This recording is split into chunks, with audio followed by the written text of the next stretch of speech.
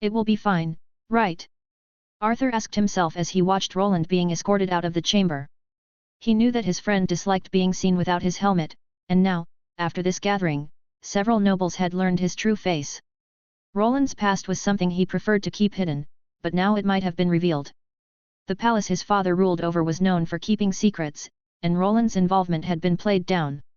The Duke seemed concerned only with Roland's technology and its connection to the abyssal cult relic, which appeared to be the central issue. Roland's display of strength during the battle did not hold much interest for him. Most of the nobles had been under the spell's influence, and it remained uncertain who truly remembered what had taken place within the barrier. At least I will get to see her. Though much had happened and guilt weighed on him for Roland's sake, Arthur's thoughts quickly shifted to his mother. He had not been able to visit her even once since leaving this place, and he had dreamed of this day for a long time. He doubted he would be able to bring her back to Albrook, the home he had made for himself, yet simply seeing her here and knowing she was well would be enough. His father seemed pleased with his performance, which might mean he would be allowed to visit more often. Julius, step forward. Arthur's thoughts were interrupted as the Duke called upon Julius, the firstborn. Julius obeyed and walked forward, the sound of his boots echoing against the polished floor until he stood before their father's throne. As he passed Arthur, his gaze shifted briefly to the side, and a gentle smile appeared. Arthur did not miss it. Their shared struggle against the cult had brought them closer, yet he still did not know how his brother truly regarded him. Your achievements are second to your younger brothers, but considering your position, they are still meager. To Arthur's surprise, Julius was not praised. It seemed the Duke had expected far more from him. Looking back on the events, Arthur recalled how Julius had begun somewhat unsteady and emotional, taking time to grasp the situation. Yet in the end, he had proven to be a valuable ally. Arthur wondered if his father's disappointment came from the way Roland and he had overshadowed his brother. It was Arthur who appeared to direct the mission, or at least that was how it seemed on the surface, even though most of the effort had truly been driven by Roland. To outside eyes, however, it was natural to assume that Arthur, the noble, had been the one pulling the strings while his knight was merely an accessory rather than the main factor. You have survived, Julius, but do not mistake survival for triumph. You were tested last night, tested not only by the cult's hand but also by mine. The words rippled through the hall. The nobles shifted uneasily, sensing that there was more to this speech than Julius' performance. You were not the only one being judged. All of you were, and most of you have failed. The Duke turned toward the other nobles in a revelation that Arthur had somewhat anticipated. During his early days in the palace, the nobles had abandoned proper decorum in order to make him look foolish. They dressed Roland in rusty armor to amuse themselves, but even then, they lost in the end. This, Arthur realized, was exactly what the Duke was calling out as he continued. I have seen how you behaved, how you used my name and hid behind it. The nobles lowered their heads in fear as the Duke pressed on. His awareness of their conduct and his displeasure were unmistakable. I was testing you. I was testing your resolve, your loyalty, and your judgment when the eye of authority was absent. And what did I see? His hand tightened on the armrest, fingers drumming against carved adamantium. Petty rivalries. Weak displays of pride. A willingness to mock vassals, diminishing a proud Valyrian knight as though he were a lowly servant. That is what you thought was clever? That is how you honor House Valyrian. His voice thundered and shook the people here to their very core. His tier 4 might was unmatched, and everyone lowered their heads and trembled in fear. Arthur, on the other hand, felt great. The knight the Duke mentioned was his, and it seemed Roland had won the rare praise of his father who did not usually commend anyone. Hear me well. The Valyrian name does not stoop to trivialities. It is beneath us to strip someone of dignity or to treat those sworn to your side as playthings for your amusement. That is the behavior of lesser houses, not mine. Never mine. No one answered as the Duke continued. The knight you belittled is the same one who gave you the chance to live through this night. In your arrogance, you sought to humiliate him. You have shamed me with this display. You have shamed House Valyrian, and for that you will be punished. When he finished, the Grand Knight Commander stepped forward and nodded. Immediately, multiple guards moved to seize several nobles. The commander then spoke. Do not resist. You have been deemed untrustworthy and must prove your allegiance. Some of you have colluded with the enemies of this house, a sin punishable by death. Some nobles protested and begged the commander for mercy, while others bowed their heads and followed the guards. Arthur watched and confirmed his earlier suspicions about the whole affair. The Duke had gathered the malicious factions conspiring against him in one place to expose their true loyalties and remove them in a single move. Though Alexander Valerian had failed to decipher the cultist relics, it was clear that evidence had been gathered behind the scenes. Many of these nobles would never see the light of day again, and no one seemed particularly disturbed by that fact. The people who remained showed no pity in their eyes, only disdain. This left the young noble wondering if his father's way of ruling through fear and strict adherence to tradition was truly the path he wished to follow. Mary is probably worried sick, but I doubt I will see her until this is all over. Arthur thought to himself as the nobles were escorted away. His own vassals were waiting outside the inner palace in the middle quarter, likely overcome with worry as well. He, however, would remain here for a time in order to see his mother.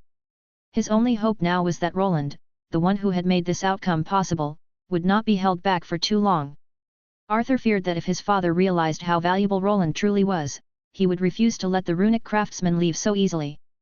Whoever made this must like puzzles. Roland walked carefully down the dimly lit passageway. At first, it looked like nothing more than a narrow corridor of strange greenish bricks, yet the walls shifted ever so slightly as he moved.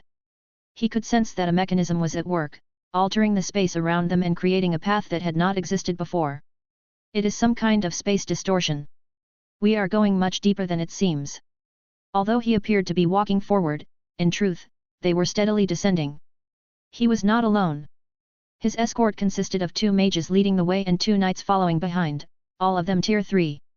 In the main kingdom, it was rare to encounter class holders of that rank, but here under the Duke it felt as if they were produced in endless supply. After several minutes, they arrived at the first checkpoint. It was a circular chamber, empty except for a single pedestal in the center. Upon it rested a crystal orb that glowed faintly blue. The mage at his left finally spoke. "Touch the orb, Sir Wayland. Only then will the path open." Roland frowned but did as instructed. The moment his hand brushed the surface he recognized the nature of the spell. It was a device meant to record his status and imprint his mana signature, something he disliked cooperating with. The orb flickered a few times, then suddenly went still, leaving the mage staring at it in surprise. The mage's brow furrowed as he tapped the surface of the orb. It gave no further reaction, the faint blue glow dimming until it resembled little more than cloudy glass. His colleague moved forward, muttering a spell under his breath, but the result was the same. The orb refused to respond. "Impossible," the first mage whispered as he studied Roland for signs of foul play. Maybe it was damaged in the attack. He tried to dismiss the problem as a failure caused by the fight between 2 tier 4 class holders. Yet the 4 people present could sense that something was wrong. The knights standing behind Roland shifted instinctively, hands ready to draw their weapons. "Maybe you should check it again." Roland spoke once more while the mages continued to fiddle with the device. They began to argue among themselves as they struggled to find the cause. In the end, they all reached the same conclusion. He was somehow responsible. Their eyes turned toward him with a faint hostility, and he wondered whether disabling the device had truly been the right choice. "What trickery is this, Sir Wayland? Do you resist the Duke's command?" Roland tilted his head slightly and raised his hands in protest. "If I were resisting, you would know it. But aren't you the ones resisting the Duke's command by keeping me here? I doubt the Duke will be pleased if this takes too long." The 2 mages' expressions shifted, and it was clear they were suspicious of him. Roland wondered if he had gone too far this time and whether he should simply return the orb's functionality before anything drastic occurred. Then, just as he was about to give in, a disembodied voice echoed through the chamber. "Just let him through already." As the voice resounded, the bricks around the chamber shimmered. Right in front of the orb he had just touched, something began to happen. The bricks shifted aside and quickly revealed a new opening. It was not a path or a door but a small teleportation gate, about the same size as the one he had created in the dungeon filled with lesser dragons. Was it Wayland? "Just step through and ignore those simpletons." Roland was surprised at the way this person spoke. The voice carried a trace of static, which made him wonder how far the teleportation gate would actually take him. He had no real choice in the matter, since defying the Duke would be unwise. His task was simple: reveal what he knew about the occult relics and hope that, afterward, he would be released. The blue light of the newly opened teleportation gate filled the chamber with the glow of mana. Roland narrowed his eyes, knowing there was no excuse he could use to refuse. What truly unsettled him was not the gate itself but the uncertainty of its destination. It did not seem likely that cultists were waiting on the other side, so for the moment, he nodded to himself and stepped forward. He stopped just before the shimmering blue light and glanced at the 4 guards behind him. The gate only worked in one direction, which meant using it as an escape route was out of the question. I suppose there is nothing I can do for now. This time, he had few backup plans. He believed that no real harm would come to him, yet he could not pass up the chance to leave behind a small helpline. After placing his hand on the wall, he altered the faintly glowing runes. It was nothing elaborate, only a beaconing rune that would allow him to locate this chamber in relation to wherever he ended up. Still, it was enough to help him find his bearings later. With that done, he finally stepped through the gate, and the world around him shifted. Roland stepped out of the gate into a different silence. It was not the sleepy quiet of a country road nor the taut hush of a guarded prison, it had the brittle, expectant hush of a place that had been waiting for something to happen, and then for a long time had decided it was finished waiting. The chamber of black stone was silent once more. Darkness hung heavy in the air, unbroken until the familiar flicker of blue light appeared above one of the great stone seats. The seat of azure had arrived.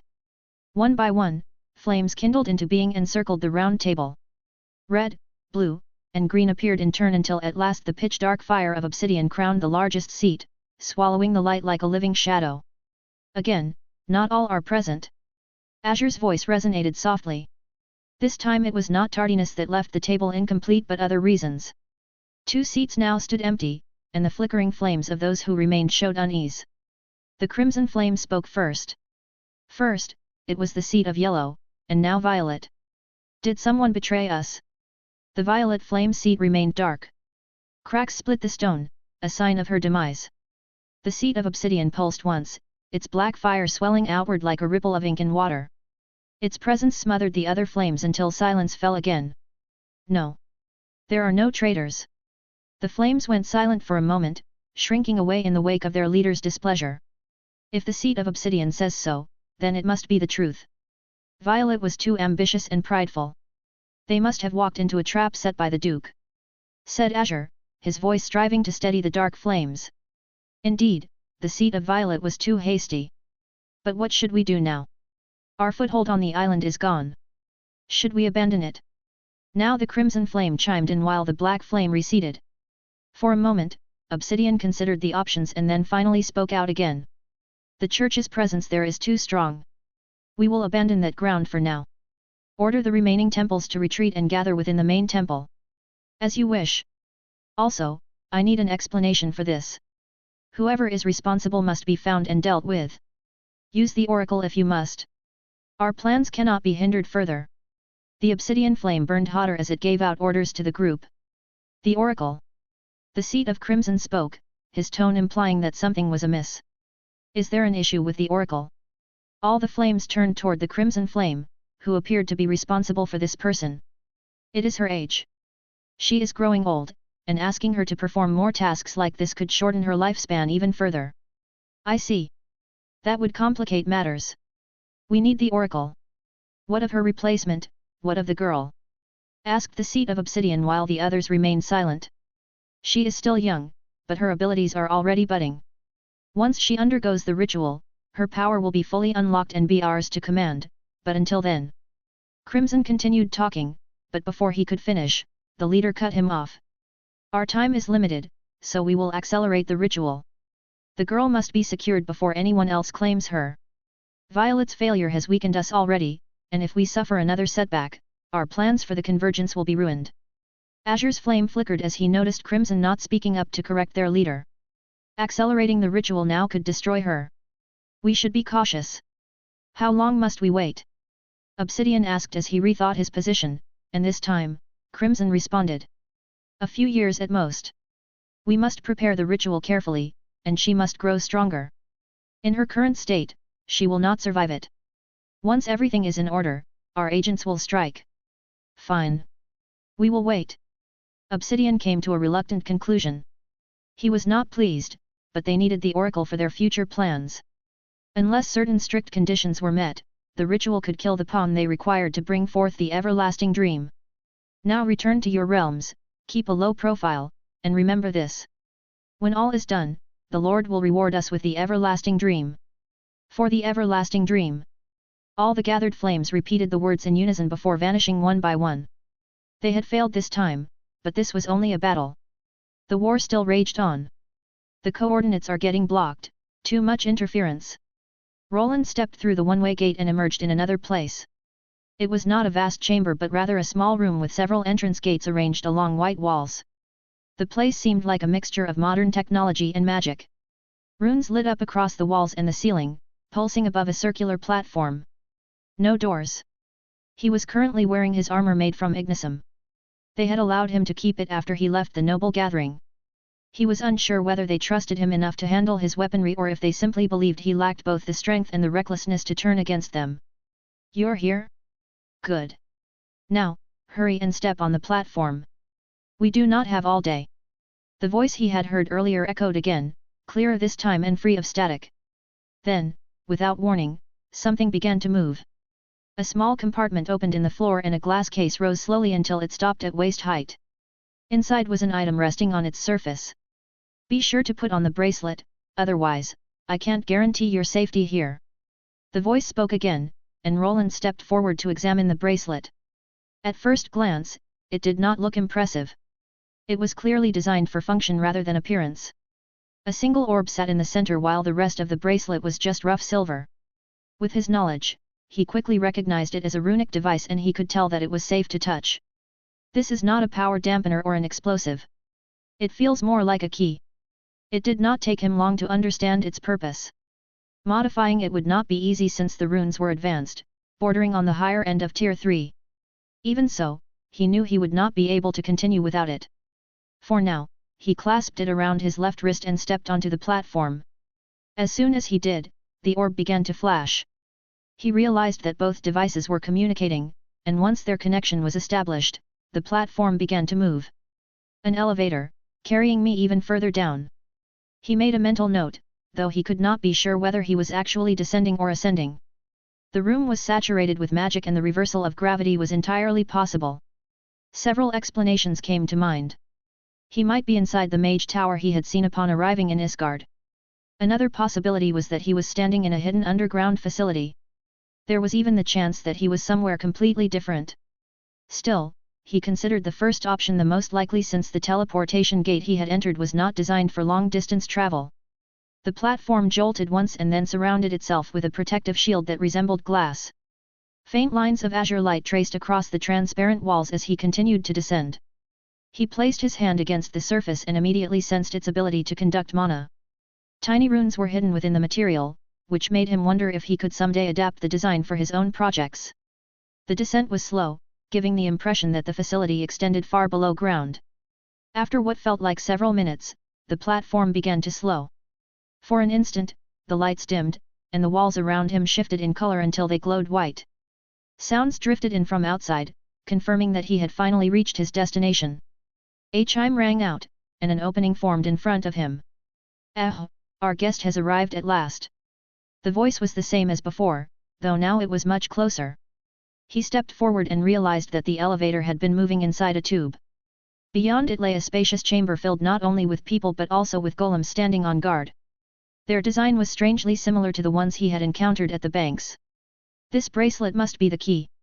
Without it, those golems would already see me as a target." He figured out the secret behind the bracelet rather quickly and then continued looking around. The place carried a strange smell, reminiscent of his workshop but also similar to the magical institute where he was a professor. The chamber stretched farther than he expected, a vast circular hall lined with rows of crystalline terminals that pulsed faintly, their glow scattering across smooth white walls. Strange glyphs and runes shifted across the surfaces of these terminals, which were occupied by men dressed in tight coats. This man, could he be the one who was speaking? Is he their leader? Not far away stood someone approaching him, and the figure had a unique look. The man appeared older, perhaps close to 60. His hair was steel grey, unkempt and jutting in uneven tufts, and his thin frame was encased in a pristine white suit buttoned to the neck. Wide goggles magnified his eyes, and his gloved fingers twitched restlessly as if they longed to dismantle and rebuild something at once. Roland immediately thought of a mad scientist. "Finally! Let us finish this!" The man spread his arms, his tone carrying unmistakable impatience. He was clearly not a knight, nor did he seem to belong to the nobility. He gave the impression of a third party who cared little that Roland was a knight commander and directly involved with a descendant of the Valyrian line. Do you know how many experiments have been delayed because of you? If this is not resolved now, I will lose weeks, perhaps months of valuable research. Roland's gaze flicked toward the dozen or so people scattered across the chamber. Assistants in colored coats scribbled notes, adjusted arrays, and worked the crystalline terminals. Their eccentric leader was the only one dressed in white, while the others wore yellow or brown. A few glanced at Roland nervously before hurrying back to their tasks. None dared interrupt their master. And who might you be? Roland asked with genuine interest. He had studied the names of prominent researchers, mages, and craftsmen known throughout the kingdom. If this man worked under the Duke, then he was likely famous within those circles. Who am I? The man gave a sharp laugh and pushed his goggles up to rest on his forehead. His eyes were sharp and bright despite the sleepless shadows beneath them. I am the one who keeps this entire facility running like a finely tuned instrument. Roland nodded, though that answer was not what he had hoped for. Fortunately, the man kept talking. I am the one who persuaded the Duke to embrace true progress. I am the one who dissects the abyss and feasts on its secrets. I am. He paused, lifting his arms as though unveiling some grand revelation. Grand Researcher and Professor Halbrecht III. The staff immediately broke into applause, though only for a brief moment, while their leader held his theatrical pose. Roland tilted his head slightly, uncertain how to respond. The name was not unfamiliar. A mage called Halbrecht had once been renowned, but he had vanished long ago. Perhaps this man was his grandson, and for reasons unknown had chosen to serve Duke Alexander Valyrian. Roland considered the runic weaponry amassed within the city of Isgard, the network of teleportation gates, and the near-impenetrable barrier that surrounded the castle. Perhaps the famed grandfather had created these magical machines, and perhaps this descendant had refined them. Whatever the truth, Roland could feel the abundance of mana radiating from him. Despite the appearance of a researcher, this man was most certainly a mage. Now that I have you here, I see you are wearing something unusual. Halbrecht III put his goggles back on. As soon as he did, Roland felt mana surge into them. The lenses dimmed from the outside, much like the material he had seen in the elevator. Halbrecht stepped closer, examining Roland's runic armor without laying a hand on it, his eyes narrowing as he studied every detail of the design. This is a curious interpretation of magical laws, but how does it manage mana? It is terribly unoptimized. How can it even function without overloading the caster? It was clear that the man could see through his runes. His armor could not be worn by anyone without rune-related skills. He possessed several abilities that reduced the mana cost of casting spells, and his immense mana pool supported them with ease. For him, there was no strain, but an ordinary mage of his level would not last more than a minute while wearing any of his armors. Professor Halbrecht, I think we should get to work. The Duke most likely expects a prototype device to counter the cultist relic. It would be best not to keep his grace waiting. Roland recognized the look in Halbrecht's eyes. Mages and researchers often shared that expression. Many of them delighted in dissecting new technologies and experimenting with unfamiliar magical laws to discover new possibilities. Since innovation in spellcraft was rare in this world, something as unique as his armor was irresistible to people like Halbrecht. Roland, however, had no real desire to linger. His goal was to create the device and then return home, a plan for which he had already prepared. Although some of what he had seen here roused his curiosity, his freedom mattered far more. Once that was secure, he might consider returning to pursue further research, but for now, his priority was ensuring his own safety. Ah, yes, the Duke's request. I am sure he would not mind if I examined that armor of yours for a while. Why not let me look at the helmet? It seems to have. Before the old man could finish, Roland raised his hand. The golems at the sides reacted instantly as he activated one of his spatial runes and drew out an object. For a moment, the scientist was startled, but when the item was revealed, calmness returned to the room. A schematic. Yes. If you follow it carefully, you will be able to counter the effects of the relics. It should aid your research as well. Roland had already noticed the crystalline monitors. They displayed images of the small relics recovered from the scene. Although all of them had been destroyed in battle, their fragments could be reassembled and their functions restored with enough effort. The plans he had provided were for a prototype he had already completed earlier. Let me see. Halbrecht snatched the schematic out of Roland's hand with a speed surprising for his age. He tilted it toward the nearest light source and started examining. Even though he was wearing his goggles, Roland could tell that the man was squinting. Oh, this is beautiful. The old man proclaimed this while turning around and walking away. For a moment, Roland just stood there without moving, but eventually he took the hint and followed after him while a few of his associates beckoned him over with awkward looks on their faces. Aha! So I was right, there was some kind of sound wave involved. Roland moved forward without saying anything while the man examined the schematic. He muttered to himself as he tried to decipher the design, and Roland had to admit that the man was quite intelligent. It did not take him long to grasp the concepts behind the drawings. If he was working with someone like this, then perhaps building a prototype and finding a way out of here would not be that difficult. This way is highly inefficient. They continued walking, passing the initial chamber he had first arrived in. At first, there did not seem to be a way out, but when Halbrecht approached one of the walls, the surface shifted and allowed him through at the last moment. Roland quickly followed. The new room was smaller and filled with several tables covered in relic fragments. Multiple researchers were poring over them, trying to reassemble the pieces while others worked on diagrams and additional schematics. Don't need this. After approaching one of the tables, the man shoved aside various pieces of expensive-looking equipment. His many assistants rushed in to catch everything before it hit the ground. They performed the task with such ease that Roland could only assume this had happened many times before. Once the table was cleared of clutter, the man placed his schematic down. Interesting, a device to analyze schematics? I can feel the presence of a tower spirit. It's not quite the same way Sebastian works, but similar. This was fascinating for Roland to witness, as the man was demonstrating technologies that felt closer to the modern world and his own creations. A scan was performed on his design, and the glowing table displayed the results. When the process finished, a device resembling a rectangular modem with two antennas appeared on a larger crystalline terminal. Although the projection was not perfect at first, the magical machine continued scanning until the image aligned more closely with what he was envisioning. Roland did not move and instead allowed Halbrecht to examine his prototype. He had created it after analyzing his encounters with the cult. The entire incident had already proven that it worked, yet there was still one flaw in the device, a flaw that this man seemed to notice immediately. Intriguing, but how will this apparatus identify the correct mana pattern to counter the sound trigger? Even if someone is awoken, if the cult's device is reactivated. That was the true weakness of his solution. Roland could easily apply it to himself and to those close to him, since he was the one performing the calculations and altering the runes as needed. If the device were ever to function independently, it would have to be linked to a tower spirit such as Sebastian, who could handle the calculations in his place. Fortunately, he had already begun researching how to make that possible. For that, Professor, you should look at this. Oh? You are quite prepared. Tell me, are you truly a knight? Or did someone else make all of this? Halbrecht was clearly surprised when Roland set aside not a schematic but a thick notebook filled with additional research material. Roland did not respond to the man's question and simply handed him the notebook to read. Inside were various solutions that described the most effective runic programs to support the device he had designed.